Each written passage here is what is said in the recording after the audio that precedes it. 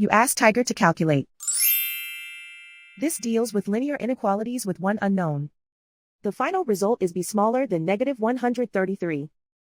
Let's solve it step by step. Isolate the b. Multiply both sides by 19.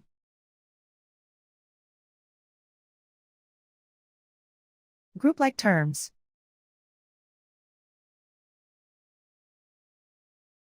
Multiply the coefficients.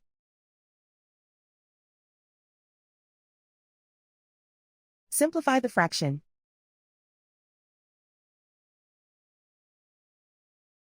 Simplify the arithmetic.